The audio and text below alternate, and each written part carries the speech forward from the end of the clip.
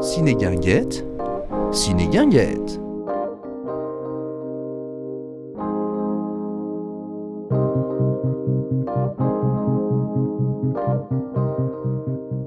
Eh bien, bonjour à toutes et à tous, bienvenue pour cette 5e masterclass sur la plage Ciné-Guinguette en partenariat avec le Short Film Corner et We Love Words. Aujourd'hui, une masterclass qui va particulièrement intéresser nos amis du short film qui sont ceux réalisateurs, producteurs qui passeront au long métrage prochainement, puisqu'on a un panel de jeunes producteurs qui sont en train de développer leur premier long ou qui ont développé leur premier long et qui vont nous expliquer, qui vont nous faire un retour d'expérience là-dessus. Alors je vais commencer à ma droite par Laurence Lascari qui va se présenter, qui va nous dire un petit peu d'où elle vient et ce que fait sa société. Bonjour Laurence, bienvenue.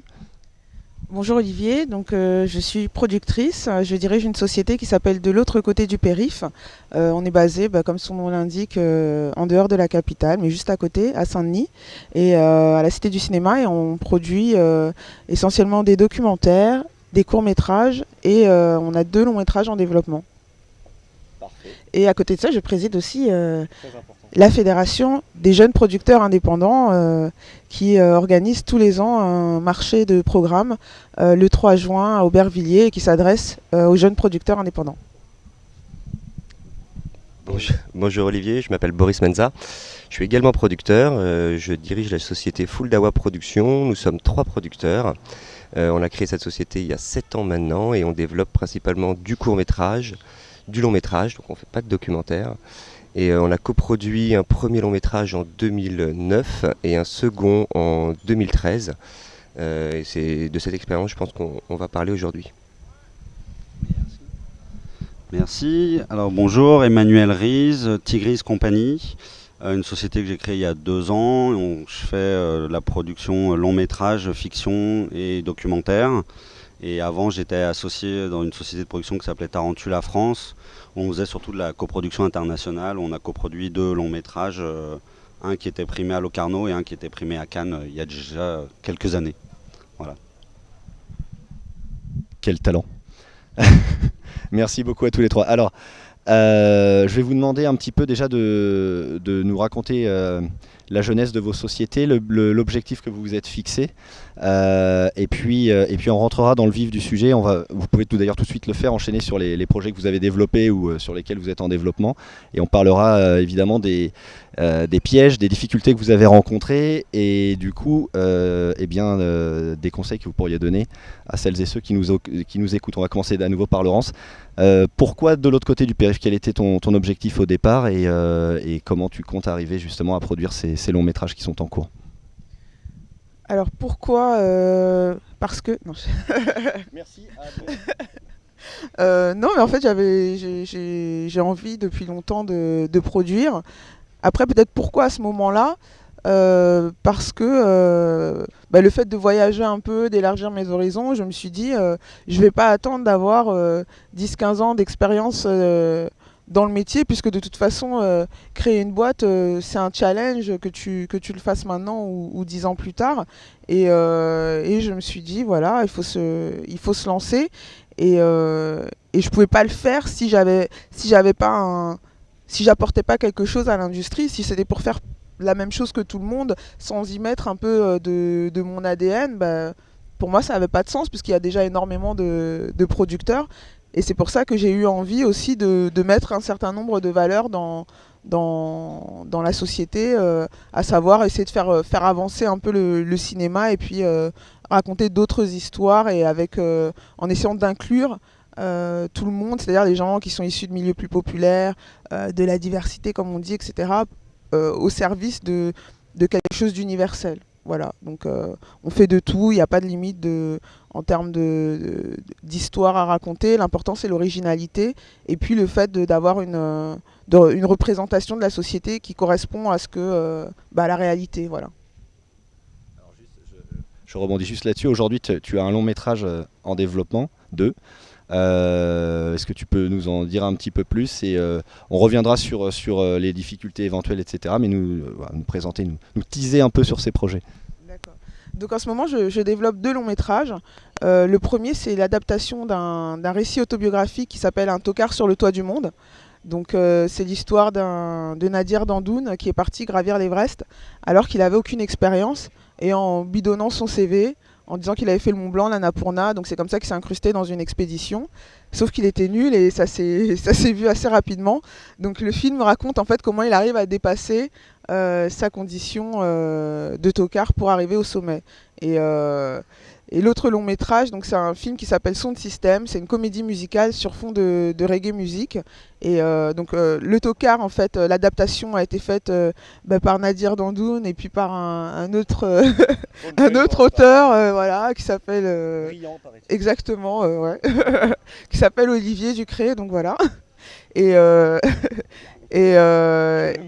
bah ouais. Ah, Olivier.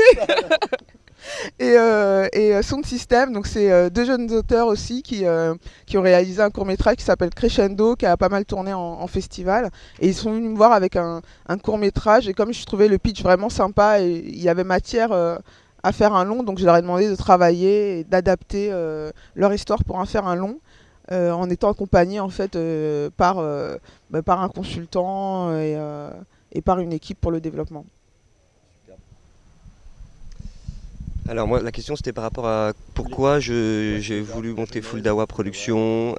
Alors au démarrage de Full Dawa Production, on était un collectif. On travaillait, il y avait une vingtaine de réalisateurs qui travaillaient tous ensemble pour faire leur premier film. Donc ça c'était vraiment 2005, on a commencé en autoproduction, à fabriquer nos films, à s'entraider. On était tous voilà, autodidactes pour la plupart. Certains avaient fait des écoles, mais ce n'étaient pas des écoles de cinéma. Et petit à petit, on s'est formé, on s'est professionnalisé et on a décidé à 3 associés de créer. Donc il y a eu 4 sociétés qui sont nées du collectif Full Dawa Film, dont la société Full Dawa Production et 3 autres sociétés de production qui sont créées à la fois par le réalisateur pour produire leurs propres films. Donc il y a Nesva Film, CDR Production et Business Film qui sont nés de ce collectif. Et moi, ma démarche en tant que producteur, c'était avant tout pour continuer à accompagner des auteurs-réalisateurs dont j'avais fait les premiers films. J'étais en train de réfléchir à l'époque si je continuais à vouloir produire ou à intégrer une structure un peu plus forte que la mienne. J'ai décidé de créer ma société, mais j'ai repris les bancs de l'école. Je suis reparti encore faire une année, un master à la Sorbonne. En 2009, j'ai décidé de me former un peu plus parce que j'étais pas du tout capable de pouvoir faire une négociation en vente internationale ou en distribution. Et c'était vraiment une faiblesse. Donc pendant un an, je suis reparti, la société existait et j'ai fait cette formation qui était vraiment très enrichissante. Là, je viens de faire une masterclass à travers la Sorbonne à Shanghai. J'ai animé une masterclass aussi à Saint-Pétersbourg et à la Columbia University de New York. Donc de faire ce cursus, ça m'a permis à la fois de créer du réseau, d'intégrer le Media Club à ce moment-là, ce que je ne connaissais pas, et donc de aussi voyager pour parler un peu du cinéma et de comprendre un petit peu comment on produit des films ailleurs. Dès lors, je me suis tourné vers l'international et c'est quelque chose qui m'intéressait beaucoup. J'ai envie de faire du long métrage en France, mais j'ai aussi envie de travailler avec des étrangers. C'est peut-être dû au fait de ma double culture, parce que je suis polonais et français.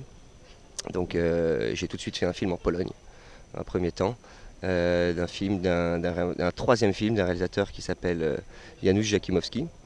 Le film s'appelle Imagine, il est sorti l'année dernière par KMBO Film. Et c'était vraiment une super expérience, parce que c'était une coproduction entre le Portugal, la France et la Pologne. Le film se tournait au Portugal en anglais. Et le casting, c'était Edouard Hogg et Laura, comment elle s'appelle déjà Alexandra Maria Lara, voilà, qui est une actrice roumaine qui habite en Allemagne, à Berlin, et qui a la nationalité anglaise, et qui nous a été ramenée par son agent anglais. Donc c'était toute une vraie problématique européenne, un vrai schéma de production européen. Et le film est très réussi, le film est en anglais. Et voilà, le deuxième long métrage sur lequel j'ai bossé en tant que coproducteur et producteur exécutif cette fois, s'appelle My Old Lady. C'est un film de Israël Horowitz qui est actuellement au marché. On l'a tourné en fin 2013 et on a aussi un casting assez fort dans ce film, donc on est vraiment content. Et là, pour le coup, c'était une expérience assez il n'y avait pas l'épanouissement en tant que producteur, il y avait avant tout un épanouissement en tant que directeur de production. J'ai envie de dire, même si ce n'était pas moi qui faisais la direction de production, c'était la production exécutive pure. Donc c'était voilà, comment monter une équipe internationale avec travailler avec des personnes qui sont beaucoup plus âgées que moi, qui ont plus d'expérience. Donc c'était vraiment arriver à allier des forces pour qu'on aille tous dans le même sens. Et là je suis en train de développer donc 3 autres longs métrages sur lesquels pour le coup je suis en producteur délégué. Je ne peux pas trop en parler parce que c'est encore en écriture et en début de financement. Donc il y a un buddy movie qui est un road trip qui se passe dans le sud de la France. Un autre film, c'est une comédie, qui est une comédie assez forte qu'on veut monter. Et l'autre film, c'est un film noir qui se passe à Paris, à Belleville, sur l'histoire de 2 frères. Voilà ce que je peux en dire. Tu es donc globalement bien occupé, je pense qu'on peut... D'accord, je vais passer la parole à Emmanuel pour Tigris. Alors moi j'ai un parcours totalement différent, parce que moi j'ai travaillé pendant 15 ans comme régisseur général, directeur de production et producteur exécutif. Et en fait ma première vraie expérience en tant que producteur était au sein de Tarantula France, puisque Tarantula existait en Belgique, en Suisse, au Luxembourg et en Angleterre, qui étaient toutes des structures indépendantes, mais on coproduisait énormément ensemble ou séparément. Voilà, mais au moins on avait une sorte de label. Voilà, il y a eu beaucoup de films qui ont été d'ailleurs par Tarantula Belgique qui étaient à Cannes pendant longtemps et je crois qu'il en a encore toujours. Et quand j'y étais, on a coproduit 2 longs métrages. Moi, je suis arrivé un peu à la fin. C'est un film qui s'appelait Frères d'exil, qui était une coproduction allemande, luxembourgeoise et française, qui a donc eu le Léopard d'argent à Locarno et 3 autres prix. Et ensuite on a coproduit un autre long métrage qui était cette fois-ci un long métrage québécois qui s'appelle Kongorama avec Olivier Gourmet, et là qui était une coproduction majoritaire Québec, belge et française, et il était présenté juste là à la quinzaine il y a quelques années, c'était en 2006 si je dis pas de bêtises. Et après on a aussi produit un moyen métrage pour Arte qui s'appelait Le Livre des Morts de Belleville, un 40 minutes à peu près. Et ensuite, lors d'un développement d'un long métrage, on s'est séparés au sein de la société. Et moi, je suis parti et j'ai abandonné, on va dire, la production pendant quelques temps et décidé finalement de revenir à la production, mais différemment, et cette fois-ci en le faisant seul, voilà, et d'amener au bout mes idées, mes envies et ma façon de faire et de produire. Et au moins si je réussis ou si je me plante, je pourrais m'en prendre qu'à moi-même, et comme ça au moins il y aura pas, je devrais rien à personne. Et là pour ma société j'ai produit un premier long métrage donc, qui devrait sortir en octobre, sera distribué par Mangoustine, qui s'appelle La lutte finale, qui est le 3e film d'un réalisateur français qui s'appelle Michel Lévian, qui est surtout connu comme scénariste, qui a écrit, le dernier film qu'il a écrit s'appelle Sous les bombes, un film libanais. Donc là on a tourné assez de façon commando en 15 jours, et c'est un huis clos avec 4 adolescentes, ce qui nous a aussi permis, mais on en parlera plus après, justement pour produire le premier long aussi, effectivement d'avoir un huis clos, ça aide en termes de financement. Et j'ai plusieurs films en développement, une comédie sociale, familiale qui se tournera, j'espère, l'année prochaine dans le Nord-Pas-de-Calais. J'ai un documentaire pour le cinéma, un documentaire international sur les œufs impériaux de Fabergé, que je développe et que je défends depuis, on va dire, plus d'une décennie, pour être gentil. Et puis une autre fiction qui sera un biopic dans le milieu du football, et un autre documentaire lié à la biodiversité, voilà, puisque c'est aussi une des choses que j'essaie de défendre, aussi bien le social que tout ce qui est environnement. Voilà, il y a toujours une petite part dans les différents projets que j'essaie de développer qui se retrouvent dedans à des niveaux différents, quoi. Voilà. Pardon. Merci beaucoup. On va rentrer dans le vif du sujet de vos productions développées ou en développement. Quelles ont été alors Laurence, on va commencer par toi. Quelles ont été les principales difficultés auxquelles tu as été confronté, que ce soit sur un plan éventuellement artistique, la relation avec les talents, mais aussi le rapport que tu peux avoir avec les financeurs, les éventuels partenaires, comment, quand on est une jeune production, qu'on fait son premier long métrage, comment on est reçu, comment on est perçu, et comment on arrive à comme ça dépasser ce problème de légitimité, puisqu'il faut toujours prouver qu'on va aller au bout. Est-ce que tu peux nous raconter un petit peu ça? Produire son premier film en tant que producteur délégué, c'est un peu un chemin de croix. On devrait commencer par produire le deuxième en fait et sauter l'étape du premier. Et c'est encore plus... le challenge est encore plus important quand c'est un film comme c'est le cas du Tokar, parce que vous imaginez sur l'Everest, voilà, c'est pas un petit budget, c'est plutôt un budget très, très important pour une jeune société comme la mienne, parce qu'on est ça va tourner autour de 7 millions d'euros pour produire ce film-là. Et du coup, je dirais qu'il y a plusieurs étapes. Donc obtenir les droits du livre, donc ça demande d'avoir la confiance à la fois de l'auteur et de la maison d'édition. Donc c'est une étape qui a été franchie assez rapidement. Et après, donc voilà, c'est trouver, parce que là on est sur une adaptation, donc c'est-à-dire qu'on part vraiment de rien, enfin on part du livre, mais il va falloir accompagner tout le processus d'écriture. Donc moi j'ai choisi de travailler, alors c'est pas forcément quelque chose qui est recommandé, mais en tout cas moi c'est comme ça que j'avais envie de le faire. J'ai choisi d'impliquer l'auteur du livre et celui qui a vécu cette aventure dans l'écriture du scénario, tout simplement parce que c'est une personnalité assez forte, enfin même très très forte, et j'avais vraiment envie de l'associer à l'écriture pour pas perdre ça, justement, son énergie. Et donc il a fallu lui trouver un team partner, donc un scénariste qui vienne et qui soit là pour accompagner le mouvement et la structure. Donc c'est comme ça que j'ai proposé à Olivier, qui a accepté. Et donc voilà, après il y a eu plusieurs mois consacrés à l'écriture, la réécriture. Ça a pris vraiment pas mal de temps jusqu'à ce qu'on ait une version satisfaisante à présenter à des partenaires financiers tels que les distributeurs, des coproducteurs, etc. C'est un film que je ne peux pas faire toute seule, donc j'avais de toute façon besoin de trouver des partenaires. J'ai voyagé un petit peu, je suis allée à Berlin, où j'ai pu comme ça rencontrer une productrice suisse qui était très emballée par le projet et prête à nous suivre.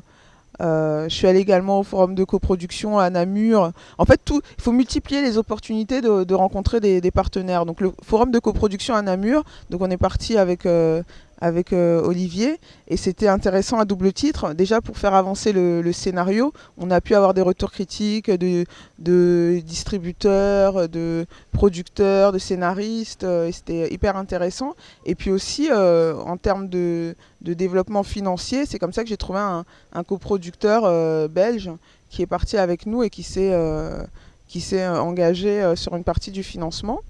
Donc dans un premier temps, je dirais que tant que j'étais seule aux manettes, ça allait relativement vite. Et puis il a fallu trouver des partenaires en France. Donc là, ça a été le cas. Je suis avec un très gros partenaire que je ne vais pas nommer. Et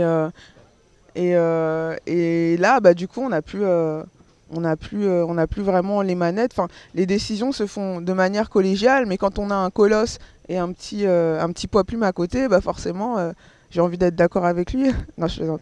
Mais voilà, donc faut le savoir, c'est plus, on mène plus la danse, donc ça peut aussi être frustrant par moment parce qu'on aimerait, on aimerait que ça bouge plus, on aimerait que ça aille plus vite, mais en contrepartie de ça, on a quand même la certitude que le projet va aboutir, ce qui n'est jamais évident parce que les longs métrages, il y a toujours une part d'incertitude qui est assez importante.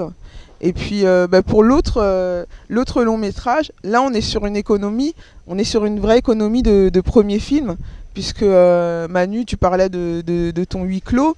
Là voilà, on est sur un film qui va pas coûter énormément cher à fabriquer, donc on est sur quelque chose de plus peut-être plus cohérent pour un premier film.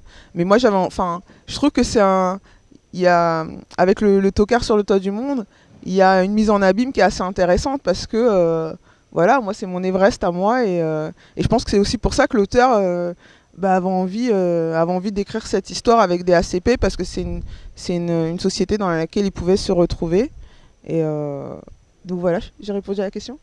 Bah, parfaitement bien. On en profite pour accueillir une quatrième intervenante aujourd'hui, Aurélie Cardin. Si vous voulez, vous allez vous mettre plus de ce côté parce que vous serez mieux. Hop. Merci beaucoup. Du coup, c'est le direct, c'est comme ça. Il y a des intervenants qui nous rejoignent toutes les 10 minutes. Hein. Va falloir s'y habituer. Non, c'est parfait. Aurélie, du coup, on est en plein on est en train de parler un petit peu des difficultés rencontrées par les producteurs sur le développement de leur premier long, mais je vais juste vous demander de vous présenter, qui vous êtes et ce que vous faites avant de continuer avec Boris et Emmanuel sur les difficultés qu'ils ont rencontrées. Très bien. Donc, en fait, moi j'arrive directement de la terrasse là, du Palais où je présentais les talents en cours au Comedy Club. C'est un tremplin qui est organisé par l'association de Jamel Debbouze, qui s'appelle les Amis du Comedy Club, et donc c'est un tremplin pour les jeunes talents émergents. Et ça, c'est surtout du court-métrage, même si on accompagne en fait les jeunes auteurs ensuite sur des projets de séries ou de long-métrage. Et je suis également en fait déléguée générale du Festival Ciné Banlieue, qui est un festival qui existe depuis 8 ans, et voilà, qui se déroule essentiellement entre Saint-Denis et Paris. Et donc là, j'ai eu l'occasion en fait de programmer des courts-métrages, et il y a énormément d'auteurs que nous avons programmés, qui sont là avec leur premier long à Cannes, dans les différentes sections, que ce soit la CID, la Semaine de la Critique, la Quinzaine.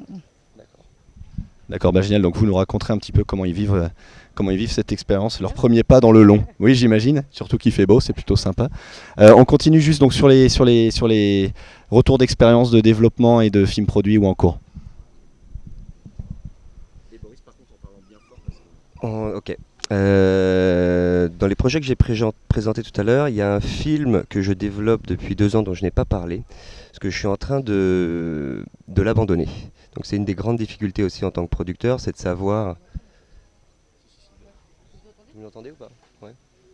Moyen. Mais il n'y a pas d'haut-parleur. Oui, on a un événement aujourd'hui, les haut-parleurs sont... D'accord. Donc oui, c'est un projet que j'ai développé pendant 2 ans, qui s'appelle Pique-Nique, et c'est un film d'auteur qui n'est pas une adaptation, qui est vraiment un point de vue. C'était un film, c'est un huis clos, donc c'était aussi dans une énergie de vouloir faire un film qui coûte pas cher à fabriquer, donc de se dire pour un premier film partir sur un budget de 1 million, moins d'1 million, ça a plus de sens en tout cas pour un producteur, parce qu'on sait de quoi on est capable, et on sait qu'on va avoir plus facilement la confiance de quelques partenaires. Mais de partir sur ce type de film, c'est la nécessité forcément d'avoir une écriture extrêmement bien faite, donc d'avoir un scénario qui est très travaillé, qui va prendre quand même beaucoup de temps, et forcément d'avoir l'appui, comme beaucoup de producteurs le souhaitent, avoir l'avance sur recette. Donc partir sur un budget de ce type-là, c'est forcément avoir une aide du CNC, que ce soit au développement au départ du film, et surtout l'avance sur recette, et qui est une aide extrêmement convoitée, qui est difficile à obtenir. On n'a pas eu l'avance sur recette, on a été retoqué 4 fois à l'avance sur recette, donc on a demandé des dérogations qu'on a obtenues puisque le scénario plaisait, mais il y avait des faiblesses à certains endroits. C'était un film qui se passe dans une forêt en été, où 2 couples se déchirent, et c'est un enfant qui est au milieu de ce conflit, et c'est lui on va comprendre à travers son point de vue qu'il est amoureux de l'une des femmes de ces 2 couples, et il va réussir à résoudre finalement, il va réussir à résoudre l'amour qu'il a pour elle, à le faire comprendre à son père, mais son père, on se rend compte qu'il est également amoureux de cette femme, et qui va l'avouer donc à sa femme pendant ce pique-nique, et donc cette femme va alors se suicider. Donc c'était un film compliqué à monter, parce que c'était vraiment un drame très fort, très dur. Et après on a cherché donc un distributeur. C'était une deuxième étape qu'on n'a pas eu l'avance sur recette, c'est l'étape du distributeur. Donc faire lire un distributeur, ça prend quand même beaucoup de temps. On pense qu'on va avoir des retours assez rapides, même lorsqu'on les connaît. Et en réalité, ils peuvent pas dire non, ils peuvent pas dire oui. Lorsqu'ils veulent dire non, ils savent pas comment le dire. Donc ils cherchent des prétextes, et c'est vraiment du travail presque au quotidien, de savoir prendre le temps de les rappeler, en même temps de laisser un peu de temps passer entre le moment où on les a appelés une première fois et de manager son auteur. Donc on n'a pas réussi à trouver de distributeur, ça nous a pris pendant 1 an. On était à Cannes l'année dernière avec le projet également pour trouver un distributeur. Donc quand on n'a pas de distributeur, à ce moment-là, on se dit on va aller voir une Sofika en direct. Puisqu'une Sofika peut faire une aide de développement également sur le projet, donc ce qui n'est pas énorme, mais ça permet de débloquer des choses.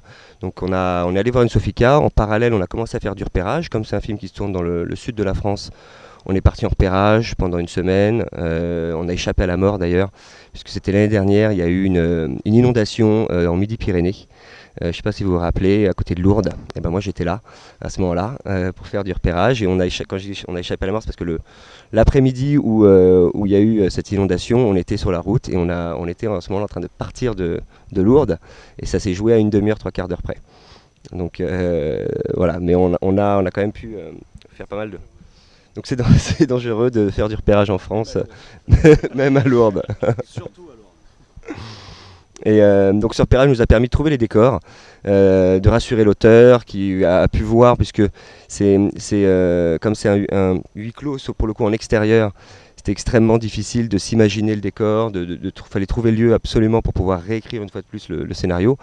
Donc on a dû arriver à une V8, V9 du scénario à ce moment-là en revenant de repérage, donc on l'a casté. On a monté un casting puisqu'on s'est dit forcément si on n'a pas réussi à trouver un distributeur, c'est avant tout puisqu'on n'a pas encore de casting. Donc on a réussi à avoir un cast à ce moment-là qui était très intéressant. Mathieu Demy s'est attaché au projet, qui a vraiment poussé. C'est quelqu'un en plus qui est également réalisateur, producteur, donc il était très bon conseil sur le film. François-Xavier de Maison s'est aussi attaché au projet. Et là, lui aussi est également producteur, donc il a apporté pas mal de conseils et de réseaux.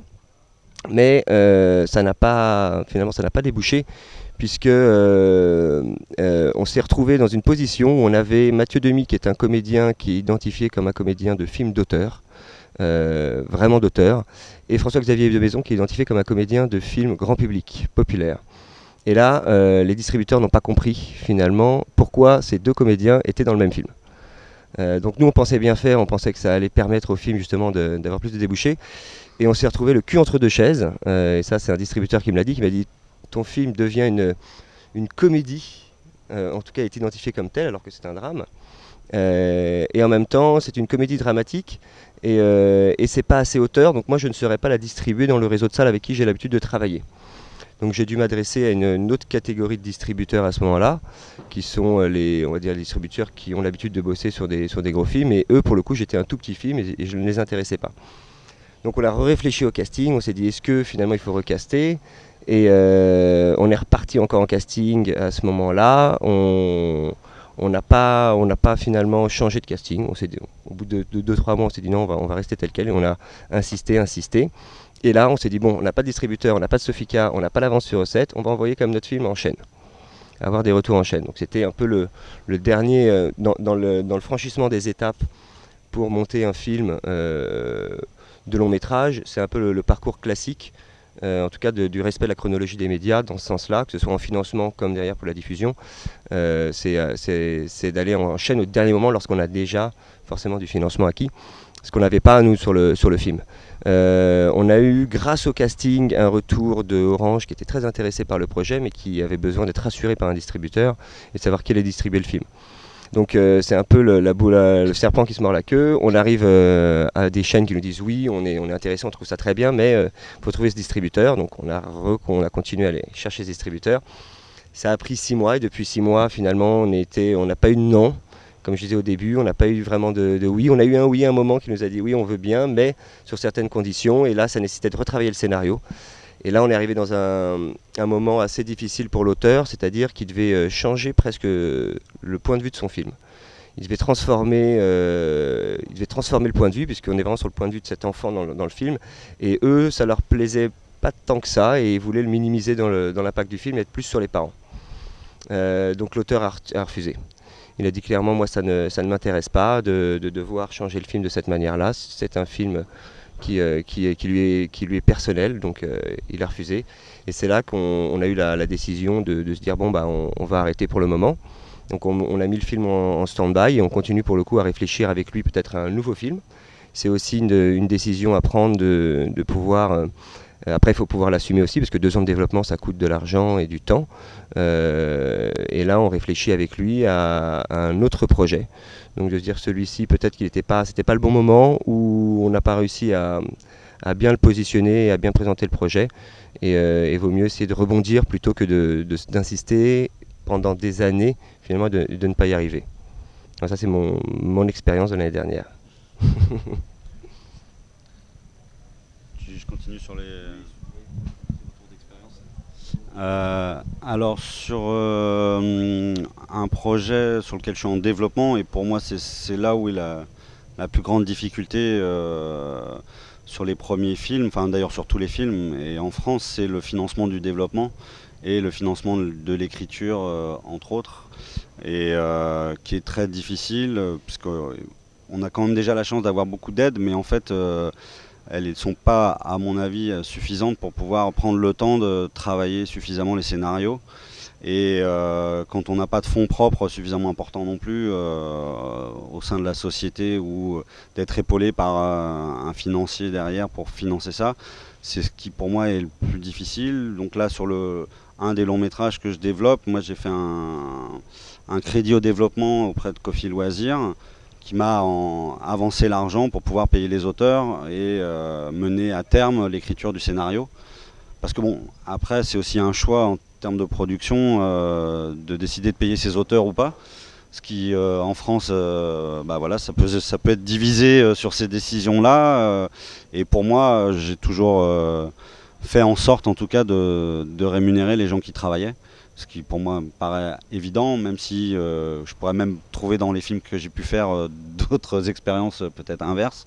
Mais aujourd'hui, en tout cas, pour moi, c'est important que les gens qui travaillent, et les auteurs en l'occurrence, puissent être rémunérés par rapport au travail qu'ils font. Mais du coup, c'est un risque que je prends moi, puisque c'est un crédit qu'il faudra que je rembourse de toute façon, même si le film ne se fait pas. Mais voilà, ça fait aussi partie de notre métier, de notre travail, de prendre ce risque-là. Et puis sinon, sur l'autre long métrage que j'ai terminé, celui-ci était un petit peu plus rock'n'roll, on va dire, dans la fabrication, le réalisateur, qui est aussi le scénariste, qui est avant tout un scénariste depuis 40 ans, donc là il avait déjà travaillé de son côté de toute façon et écrit le scénario, qui est venu me voir en mars alors que je venais de créer ma société en février, et on a tourné dans l'été qui a suivi. Parce que c'est un huis clos avec 4 adolescentes qui avaient à l'époque de 12 à 15 ans. On l'a tourné l'été 2012 donc. Et en fait le réalisateur voulait pas attendre un an de plus et les grandes vacances qui suivaient pour pouvoir tourner le film, et donc on l'a fait un peu plus ou moins de façon commando. On avait l'avantage effectivement que c'était dans un seul décor avec que 4 comédiennes. Et on a tourné en 15 jours à 2 caméras le film en entier. Il y a eu un très gros travail de préparation de la part du réalisateur et de son assistant pour pouvoir rentrer le film. Les filles ont travaillé pendant plusieurs week-ends pour répéter, et quand elles sont arrivées sur le tournage, elles connaissaient les dialogues par cœur. Et on aurait presque pu le tourner en 1h30. Mais bon, le réalisateur n'a pas voulu, je sais pas pourquoi. Et voilà, donc on a découpé le film en séquences de 3-4 minutes, de 4 minutes. Et on tournait que des séquences de 4 minutes à 2 caméras. Et par contre, après, du coup, on a eu beaucoup de temps de montage, parce qu'on a eu énormément de rush. Puisqu'on refaisait chaque scène, on refaisait une vingtaine de prises pour être sûr d'avoir la matière qu'il faut. Parce qu'en fait, le réalisateur n'avait pas d'écran de contrôle des 2 caméras. Donc il faisait une confiance absolue aux 2 cadreurs qu'il connaissait très bien. Et dans la salle, à part le perchman et les 2 cadreurs, enfin dans le décor, il n'y avait que le perchman et les 2 cadreurs. Bon, le réalisateur était caché dans un coin, mais pas être vu. Mais il ne voyait pas les images des cadreurs, donc c'est pour ça qu'on a tourné beaucoup. Et il a fait une très grande confiance aux cadreurs. Et le résultat est plutôt très satisfaisant. Et je trouve que c'est une vraie prouesse et un vrai exercice de style qu'il a réussi à mener jusqu'au bout, et qu'on a réussi à mener ensemble jusqu'au bout. Et après, on a eu beaucoup de chance et beaucoup d'avantages. C'est que pour toute la partie post-production, en fait, on a trouvé plusieurs partenaires, même déjà pour la partie production, des entreprises qui sont rentrées en apport en industrie. aussi bien pour la post-prod image que pour la post-prod son, que pour la masterisation et tout ça. Et donc on doit être aujourd'hui à 8 coproducteurs sur le film. 2 principaux délégués dont je fais partie et mon camarade Henri Magalon de Maybe Movies. Et on a 6 coproducteurs qui ont apporté leur pierre à l'édifice. Et voilà, on s'était dit que plus nombreux on est, plus on peut s'entraider et plus on peut arriver à concrétiser, à terminer ce film. Et la plus grande difficulté qui a suivi, c'était de trouver un distributeur, parce que habituellement on cherche le distributeur une fois qu'on a le scénario et avant de tourner le film, pour pas prendre de risques.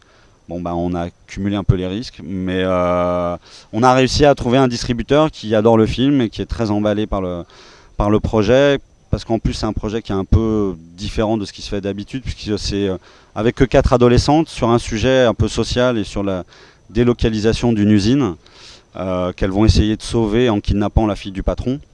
Et donc il y a une connotation sociale, et du coup, comme les ados, en général, quand ils vont au cinéma, ils vont plutôt voir Twilight. D'aller voir 4 adolescentes, voilà, on ne sait pas encore ce que ça peut donner. Donc la difficulté est vraiment le positionnement du film et de savoir comment on va pouvoir le positionner en termes commercial. Alors le distributeur, c'est Mangoustine, qui a créé sa société l'année dernière, qui sort 3 films cette année. Et donc voilà, il y a un gros travail de fond à faire, qui va être auprès de syndicats et auprès des écoles pour pouvoir créer un réseau de personnes et faire un peu de buzz autour du projet pour amener du monde. Pour l'instant, on n'a pas encore totalement discuté sur le nombre de copies, mais on sera, on va dire, pour une fourchette large entre 20 et 50 maximum. Voilà, en espérant que après, la difficulté qu'on a en salle, c'est d'avoir le temps qu'il y ait un bouche à oreille et que ça puisse circuler. On sait que c'est très difficile parce que les films, au bout d'une semaine, il y en a beaucoup qui disparaissent. Voilà, mais sur des réseaux d'exploitants un petit peu auteurs, arrêt essai, on va pouvoir, j'espère, arriver à pouvoir laisser le film un peu plus longtemps, qu'il ait le temps d'avoir et de trouver son public, quoi. Merci beaucoup à tous les 3 pour ces retours très intéressants. Je vais du coup donner la parole un petit peu à Aurélie qui a suivi des talents à Cannes qui viennent défendre leur premier long dans différentes sections, hein, c'est ça. Alors comment ça se passe? Ça, c'est intéressant. Si vous les avez connus avant, à l'époque du cours, et là tout d'un coup ils sont dans le grand bain, quelles sont les premières tendances? Je vais commencer en fait par un film qui est à l'Acide, qui s'appelle Brooklyn de Pascal Tessot. Pascal Tessot est documentariste, il a commencé en tant que documentariste, il a fait un documentaire sur le slam, Slam, ce qui nous brûle, et il avait réalisé aussi des films de fiction, des courts-métrages, Noctambule, L'été de Nora, qu'on avait programmé aussi à Ciné Banlieue en 2007, et dernièrement, son dernier court-métrage, c'était La Ville Lumière, avec Vincent... je sais plus son nom, Pérez, hein, ouais, j'avais un doute, mais c'est bien lui, qui joue dans Donoma.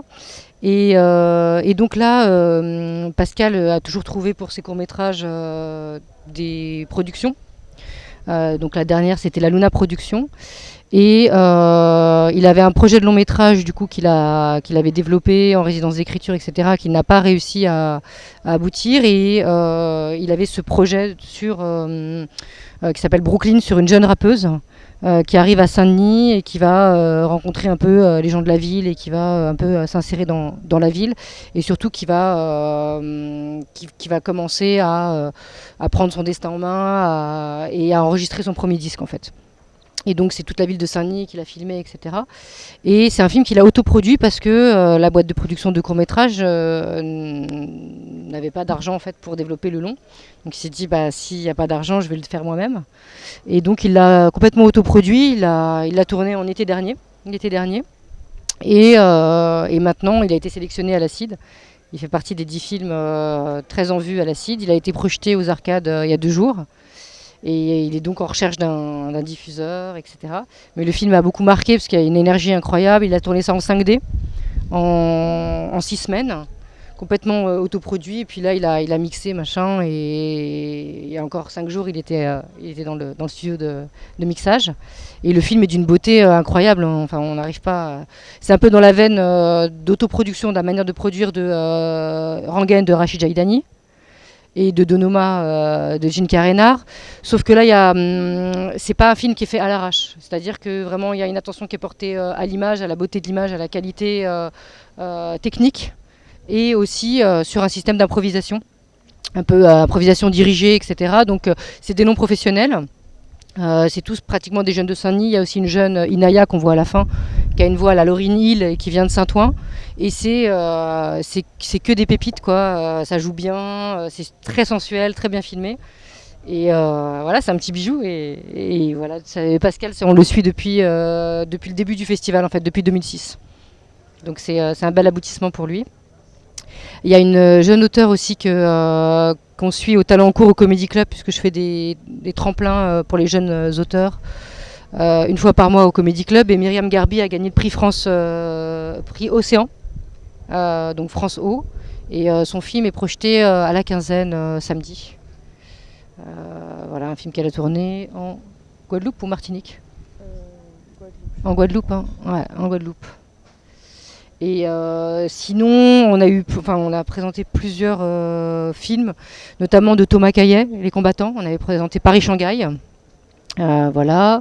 On avait présenté aussi également tous les films de Claire Burger et Mariama Choukeli. Et les films de Franco Loli, qui est à la Semaine de la Critique avec Rante Debienne. Donc ça, c'est 3 jeunes auteurs, mais ils ont la particularité d'être de la Fémis. Donc ils étaient déjà dans des circuits, ce qui n'est pas le cas de Pascal, qui est autodidacte, et de Myriam, qui est autodidacte également, quoi. Donc nous, on fait un mixte en fait entre gens des écoles, mais vraiment les profils qui nous intéressent. C'est-à-dire des films assez atypiques dans une veine qui prend en compte les marges. Franco Loli, c'est sur la lutte des classes en Colombie. Party Girl, ça se passe en Lorraine, dans le bassin, l'ancien bassin minier, etc. Et Les Combattants, Paris-Shanghai, voilà, c'était un film un petit peu comique à la lisière et qui parlait aussi des marges de la société. Et donc voilà, c'est un peu notre fil rouge. Et la particularité aussi de Ciné Banlieue, c'est qu'on connecte en fait les jeunes cinéastes avec des cinéastes plus confirmés. C'est pour ça que Céline Sciamma, qu'on avait présenté à Ciné Banlieue au Reflet Médicis avec Tomboy et La Naissance des Pieuvres, on la retrouve à la Quinzaine, et Tony Gatliff qui présente Geronimo ce soir est aussi le parrain du festival. Il y a eu tout un festival consacré à ces films, et c'est lui qui parrainait et qui rencontrait les jeunes auteurs. Et donc je suis contente de découvrir son film ce soir à la salle Buñuel au Palais des Festivals. Parfait, superbe. Je vais en profiter pour rebondir sur on n'a plus beaucoup de temps, mais sur le Brooklyn, hein, le film s'appelle. Justement, est-ce que c'est pas, alors je m'adresse aux jeunes producteurs, est-ce que c'est pas un peu l'avenir, ou en tout cas une partie de la solution et de l'avenir pour vous, c'est-à-dire de travailler sur des films hors circuit de financement traditionnel avec des équipes réduites et tous les moyens techniques qui aujourd'hui sont extrêmement accessibles. Est-ce que c'est des choses que vous envisagez? Alors là, Emmanuel en a fait un. Est-ce que c'est des choses que vous pensez finalement devenir un peu prioritaire avec des moyens de distribution différents, ou est-ce qu'il faut continuer à se battre sur le circuit traditionnel ou faire un mix des deux? Laurence? C'est une vraie question et qui est actuelle. Des fois, on peut être un peu piégé. On a un système, c'est vrai, qui est assez bienveillant avec des aides à différentes étapes, que ce soit le CNC, les régions, etc. Mais parfois, on peut aussi, parce que ça reste quand même subjectif, dans les commissions, ce sont des personnes, donc il y a des attentes à la fois en termes de narration et de structure du récit, mais après, quand on est face à plusieurs scénarios qui sont bons, au bout d'un moment, c'est l'émotion qui parle, et c'est vrai que parfois, à attendre des réponses favorables, que ce soit des financements publics ou de partenaires privés, on peut un peu perdre l'énergie. Donc l'autoproduction, ça peut être une alternative. Maintenant, enfin pas l'autoproduction, mais je veux dire les films en dehors du circuit. Maintenant, il y a quand même une limite, c'est le droit du travail. Et quand on est producteur, on ne peut pas se permettre de faire travailler des gens sans les payer, quoi. Donc je pense que ça, c'est une vraie limite. Et puis c'est aussi autoproduire un film, c'est aussi prendre le risque finalement de se mettre en marge de l'industrie et de ne pas pouvoir récolter justement tous les fruits de ce premier film, puisque il y a un certain nombre d'aides aussi qui sont liées à l'exploitation du film, comme le fonds de soutien du CNC, etc. Donc si on se met en dehors des clous, on prend le risque aussi de ne pas avoir l'agrément de production du CNC, et donc de ne pas avoir plus de facilité pour faire les films suivants. Idem avec les distributeurs qui auront tendance à pas vouloir se positionner sur un film qui n'a pas l'agrément parce que ça les prive aussi de certaines aides. Donc faut être sûr de son coup. C'est paradoxal parce que quand on mise sur un projet, on sait jamais à quoi ça... Voilà, il y a toujours une part d'incertitude et de risque, mais il y a de très belles aventures qui se sont écrites comme ça. Ça a commencé par une autoproduction, ça se termine sur les marches d'un grand festival, et puis derrière, tous les distributeurs se l'arrachent. Donc c'est des risques à doser. Je voulais juste rajouter, je pense que ce type d'expérience, on peut le faire, mais c'est pas viable à long terme en tant que producteur. C'est-à-dire que moi, j'ai travaillé sur ce film depuis mars 2012. J'y ai pas gagné un centime. Nous, on a payé l'équipe technique, même si c'était pas énormément, mais on a décidé de payer tout le monde. Mais en tant que producteur, c'est pas viable au long terme, quoi. C'est-à-dire qu'on peut pas faire ce type de film en permanence, parce que, enfin, sauf si on est milliardaire et qu'on n'a pas besoin de gagner de l'argent pour manger, mais ce qui n'est pas mon cas, et je précise. Hein. Et donc du coup, ça peut se faire pour une fois, pour un film, puis aussi éventuellement se faire remarquer aussi bien le réalisateur. Bon, nous, il a 65 ans, c'est son 3e, donc c'est pas pareil, mais pour les jeunes réalisateurs, et en tant que producteur, d'avoir un film en tant que producteur délégué, ça peut ouvrir aussi à des subventions comme des subventions médias européennes, où on ne peut pas déposer de dossier si on n'a pas eu au moins un film en tant que délégué dans notre société. Donc ça peut servir pour aller plus loin. Mais en tant que producteur, on ne peut pas faire ça en permanence, c'est juste pas viable. Après, de faire d'autres films qui peuvent rapporter et le faire parce que le sujet s'y prête, le réalisateur a l'énergie et il faut y aller tout de suite, pourquoi pas, mais le faire, c'est économiquement pas viable. Et puis il ne faut pas oublier aussi qu'on reste quand même une industrie et que faire que des films en marge, on va juste couler l'industrie technique principalement. Même si effectivement avec un 5D tout le monde peut tourner, tout le monde peut faire un film d'1h30, c'est pas un problème. Sauf que petit à petit, nos industries vont péricliter et à terme, il n'y en aura plus. Donc c'est aussi, faut y faire aussi attention à tout ça, quoi. Pour rebondir sur ce qu'a dit Laurence et Emmanuel, moi je suis tout à fait d'accord avec eux par rapport à ne pas se mettre en marge de l'industrie. On remarque souvent les films qui sont autoproduits, en tout cas en long métrage, c'est le réalisateur qui le produit. Moi, on m'a amené beaucoup de films de réalisateurs qui me poussaient à coproduire un film avec eux, qui voulaient autoproduire. J'en ai encore un en ce moment. Il y a un réalisateur qui veut tourner cet été, coûte que coûte. C'est vital pour lui de le faire. Et je réfléchis à savoir comment je peux le ramener sur l'écriture de son film, parce que je ne suis pas d'accord avec le scénario. Je trouve que le scénario n'est pas encore abouti, et c'est souvent le cas sur des films autoproduits. On fait tout très vite, on est dans l'urgence, ce qui peut amener une énergie qui va déplacer des montagnes et permettre de faire le film. Et après, comme disait Laurence, que le film existe ensuite en festival et qu'un diffuseur puisse l'acheter. Mais on remarque après, sans donner de statistiques parce que j'ai pas les chiffres en tête, mais on remarque que c'est vraiment un film sur 100, j'ai envie de dire, qui arrive à re-rentrer dans le circuit ensuite. J'ai l'exemple d'un ami à moi qui s'appelle Barthélemy Grossman, qui a fait un film qui s'appelle 13 mètres carrés, qu'il a autoproduit en 2007 pour une somme dérisoire. Il a réussi à avoir l'agrément. Le film est re-rentré dans les clous, a été distribué par réseau, a été acheté par Canal, donc, et est devenu un film de marché. Donc c'est même pas devenu un film de festival, contrairement à beaucoup de films qui sont autoproduits, qui pour le coup reviennent dans un circuit qui est plus un circuit festival. Là, c'est devenu un film qui s'est vendu à l'international, qui a vraiment fonctionné. Il a voulu derrière rebondir sur encore un film autoproduit. Il ne l'a pas fait. Et ça a fait 4 ans pendant lesquels il a développé des projets. Et là, il est vraiment rentré dans le circuit. Donc ça lui a permis à la fois de, certes, sauter une étape et d'aller plus vite. Mais derrière, il a dû se reconfronter au marché, quoi qu'il arrive, pour refinancer un nouveau film. Et donc, c'est c'est vraiment, pour redire ce que je disais au début, c'est vraiment un auteur-réalisateur qui souvent autoproduit son film. Il y a peu de producteurs qui décident de l'accompagner puisque on a une société à faire tourner. On ne peut pas se mettre dans l'illégalité par rapport au droit du travail. Avec la convention collective qui s'est en plus renforcée l'année dernière, les budgets des films augmentent. Même pour nous, c'est une grande difficulté, on n'en a pas trop parlé. Mais c'est un débat de fond sur lequel il y a plusieurs rapports qui sont sortis, mais personne n'a encore vraiment décidé de faire un film contre la convention collective. C'est des choses qui vont se faire aussi, par exemple. Là, pour le coup, c'est une vraie démarche de producteur de se dire je vais faire un film qui est financé, produit, mais où je ne vais pas respecter la convention collective parce que je n'ai pas les moyens de le faire. Donc je ne vais pas pouvoir rémunérer l'équipe au barème qui a été décidé et je vais prendre un risque de contrôle de l'URSSAF et du fisc sur ma société. Donc c'est presque considéré comme une autoproduction dans le sens pour le producteur. Voilà.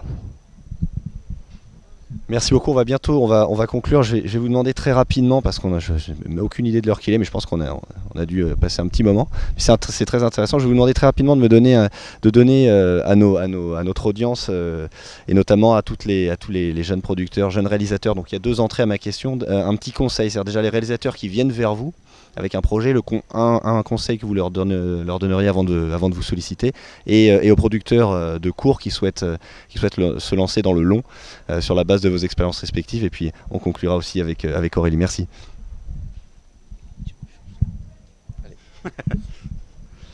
Moi sur le cours ça va être rapide parce que j'en fais pas et j'ai pas passé cette étape-là. Ouais, pour ceux qui passent au long, après, il n'y a pas de règle.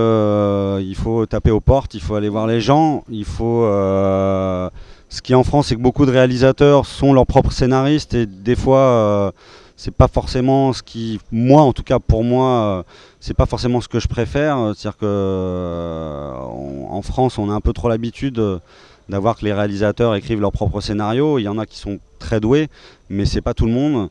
Et je pense que c'est bien aussi de travailler avec des vrais scénaristes dont c'est le métier. Et après, voilà, le conseil, vous pouvez envoyer tous les projets. Moi, je sais que je lis en tout cas tout ce qu'on m'envoie, quoi qu'il arrive. Après, voilà, moi j'ai déjà plusieurs projets en développement et déjà tout seul, c'est déjà difficile de faire exister cela, et d'en avoir trop. Après, c'est juste pas viable puisqu'on peut pas y passer le temps nécessaire qu'il faut pour s'y atteler et arriver à monter les films. Voilà, après d'autres conseils, non, j'ai pas particulièrement de conseils. Moi, comme je suis un peu totalement autodidacte et jamais été dans les clous de comment tout se fait, donc voilà, je dis faut être passionné par ce qu'on fait et puis aller rencontrer un maximum de gens et puis voilà, et trouver la bonne personne. Je suis assez d'accord sur le fait de trouver la bonne personne. Je pense que c'est une des clés. Quand on est auteur-réalisateur, savoir avec quel producteur on a envie de travailler et qu'est-ce que le producteur a envie de développer comme type de projet, c'est vraiment fondamental. Donc c'est bien se renseigner avant tout sur les personnes qu'on a en face de soi. Venir avec le bon projet qui leur parle. Prendre le temps de le développer, pas venir avec un film qui n'est pas encore abouti ou avec un scénario qui nécessite trop de travail. C'est une fois de plus trouver cet équilibre entre impliquer le producteur dans le développement du film et en même temps venir avec un film qui est déjà un peu mature pour pas qu'on puisse reprendre trop de temps à l'écrire. Après, moi je travaille beaucoup avec des auteurs-réalisateurs dont j'ai produit les courts-métrages. Contrairement à Emmanuel, moi je fais pas mal de cours. J'essaie d'en faire 3-4 par an aussi. Donc j'ai une personne en interne qui est producteur qui développe les courts-métrages. Et c'est important pour moi de les accompagner, de savoir que je vais réussir à travailler avec lui sur un éventuel long-métrage en passant par le cours. Donc on se teste à travers le cours, on sait quelles sont ses forces et ses faiblesses. Et après, il n'y a pas de règle. Il y a des auteurs-réalisateurs qui n'ont jamais fait de cours qui arrivent à faire leur premier long très vite. D'autres qui ont besoin de faire 5 cours et qui n'arrivent pas à faire leur long métrage. Ça dépend vraiment. Après, dans le long métrage, contrairement au cours, comme je disais tout à l'heure, c'est vraiment un marché qui est assez segmenté. Donc il y a vraiment les films d'auteur et tout ce qui est arrêt essai, et après les films de marché qui seront plus les films de genre, les comédies et les films qui sont tournés, on va dire, vers le public. Donc il faut savoir quel type de film on a envie de faire en tant qu'auteur réalisateur, et bien s'accompagner, travailler avec un co-auteur, avec un script docteur. C'est des choses qui sont vraiment importantes pour mener un projet long métrage, je pense.